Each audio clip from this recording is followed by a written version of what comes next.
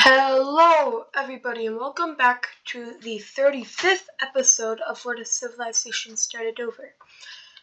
And yeah, if you like this video, well, please consider liking. And if you want to see more of my content, subscribe and turn on notifications. Other than that, let's get straight into this video. Now, the first thing that we will see is actually the Beige Chinese, who have actually been very crippled not that long ago in the last World War, will actually go ahead and invade Korea, which is not the strongest country anymore, as they have been heavily hurt, as they used to have all of these lands up here, but now they're down to these areas. They get invaded to around that, and then the Beige Chinese will actually go ahead and invade into this Orange Mongolian country, which is actually the successor of the old Mongolian country. Now, when they get to around here is when this country decides to join in, but that was a mistake on their part because Beige China was already planning on invading them. And yeah, so when it gets to around this as the front lines, these countries quickly choose to surrender.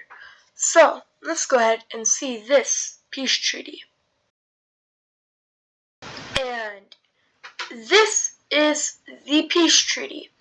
As we can see that the Beige Chinese have actually grown decently in size, taking these regions from the Mongolians, around these regions from this country, and half of the Korean peninsula from Korea.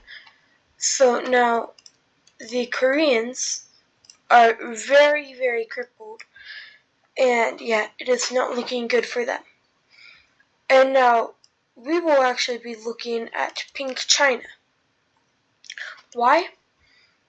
Well, because, first off, let me change this color real quick to a darker color.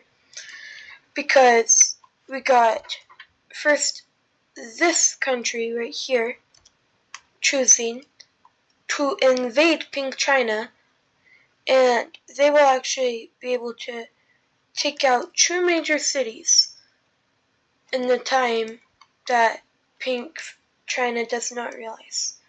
And then we will also see this purple Chinese country invade with much surprise for the Chinese. This very much surprises them, as they had thought they actually had good relations with these countries. But now what they're thinking is, I don't care, I'll just destroy them anyways. So around here,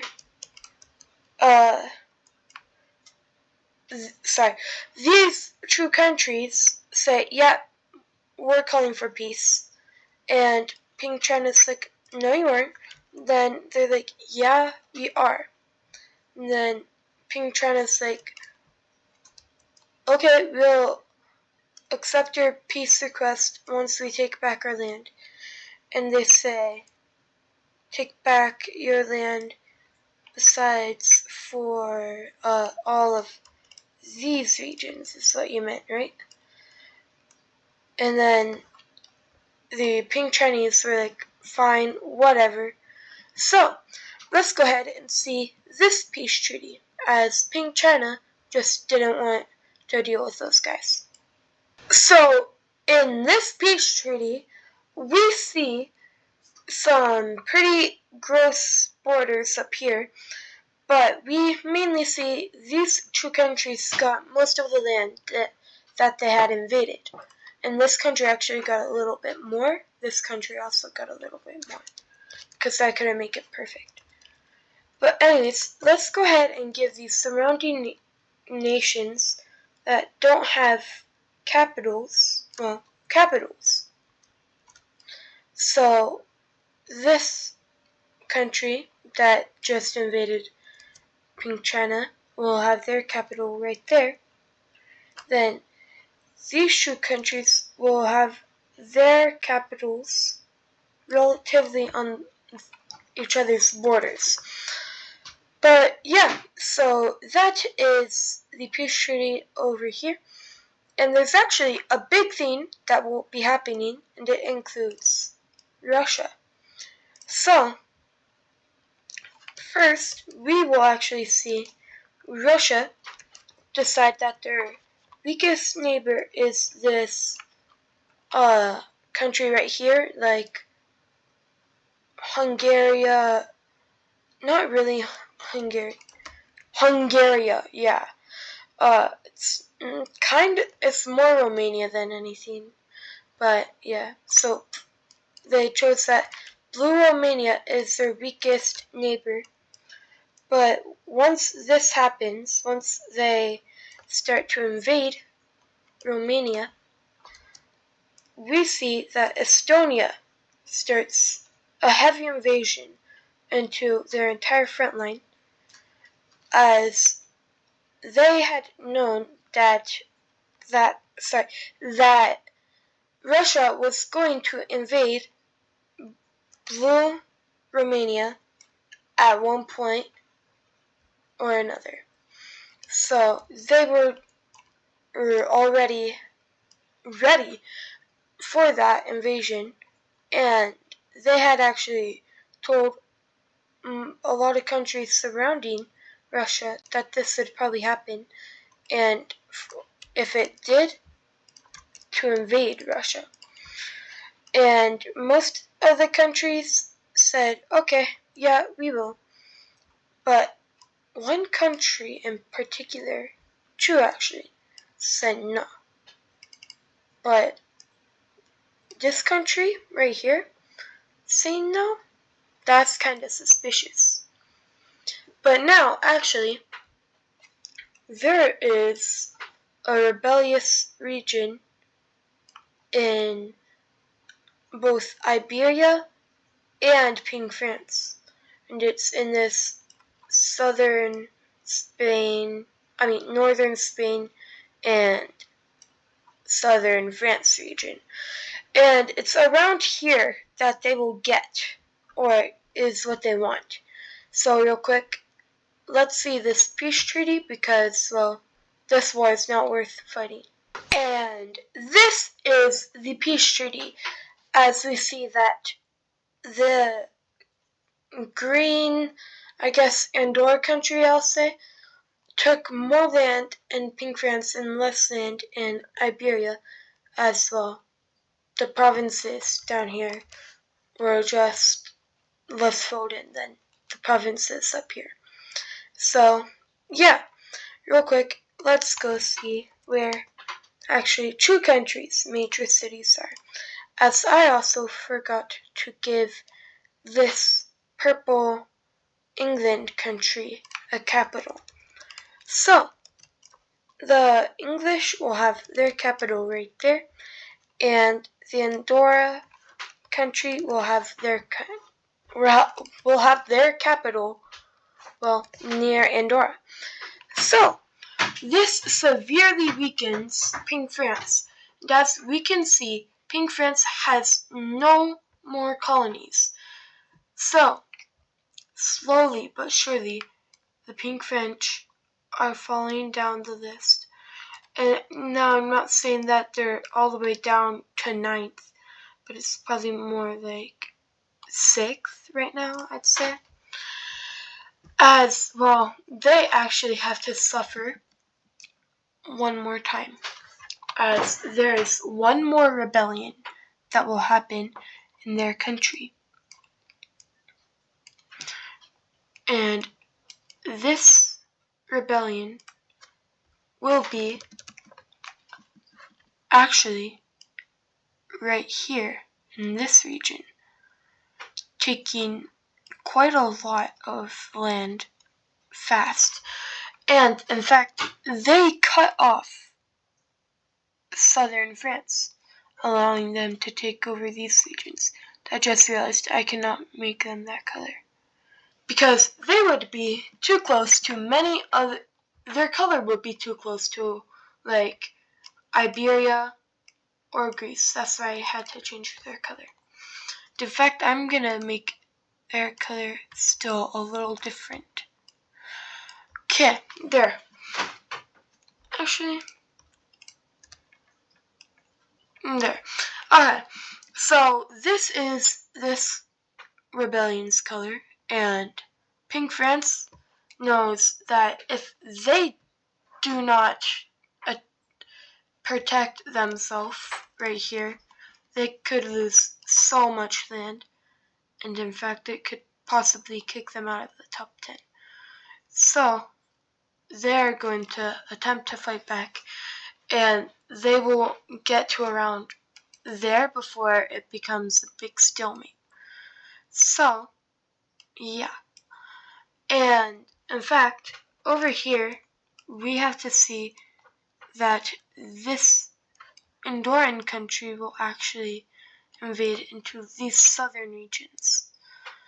So, after the Green Andorrans invade into those regions, the Pink French have no other thing to do than to accept a peace treaty. And this is the peace treaty of this rebellion and war. As we see that this country gained a ton of land, as well as the Andorrans gaining this one major city over here. And yeah, and that province. So, Pink France, I would say, is officially out of the top 15. Now, that does not mean that they're 16th. They, at this point, now, don't get me wrong, they're still strong, but they're like 19th, at least. I mean, at best. At best, they're 19th. Now, let's go back over here. So, we actually see that the Blue Hungarians will end up encircling Russia's troops, as half of them went up into these regions to deal with that. And yeah, now they say, hey, Romania, you're cooked, and after this war, we're taking these regions. And as you can see, they're planning on taking around these few provinces. And yeah, so now they will start to invade into Russia with a bigger front line, and this heavily hurts the Russians, as now their troops are over here and over here, and the spot that they were just at is now invading them because they had to split up into these regions.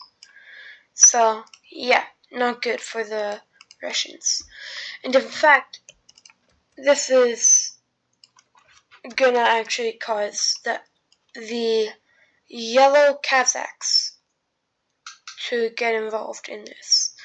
And the Kazakh country is really just looking to cut off these regions and get up.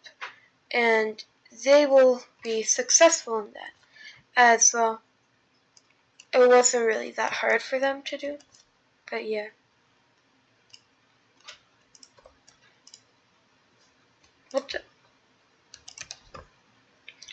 So, yeah, the Russians just lost a lot of land, but now this country, the Siberian country that is actually bigger than Russia, and might be one of the biggest in the world, or is, I have no idea, these guys might be bigger, but I don't know.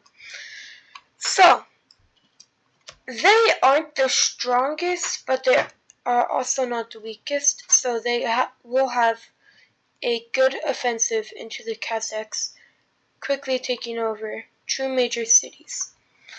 But immediately after, the Kazakhs pull out most of their front line over here, because they actually thought there would be some people defending these regions, but there surprisingly weren't, because there's, well, 2 major cities right here, and there's another one that they're really close to, and that they're actually on the very edge of getting. And now at this point, they have made a spearhead and cut it off. So, that happened, but now we actually see them start a spearhead in this spot to get over to here. Now, this is actually a very important spot to the Siberians, as it holds a lot of history between stuff that's happened in their country. But also, at the same time, they were not defending it well at all. So, yeah. And in fact, they weren't defending any of that land that well at all. So, that does look like a ton of land, but it's not that much important land, I guess you could say. Like, I'd say that this region right here, plus these 2 major cities, has more worth than this currently does. So, yeah. And I do not know why this country has 2 capitals. But now the second one's got, so yeah, good. And after all this happened, the Russians said, okay, we need to peace out. And so they do. And they were already not on the rankings anymore, but now they are even less on the rankings. So yeah, let's go see the peace treaty. And so this is the peace treaty of the collapse of both the Persian and Portuguese colonies in South America, along with a new Alaskan country coming out of the Hokkaido colony, which actually still survives, but will totally still be alive next episode. But then this country got a little bit of land over in this spot. But yeah, that is pretty much all for this episode. And yeah, I hope you enjoyed, and I will see you in the next one. Peace.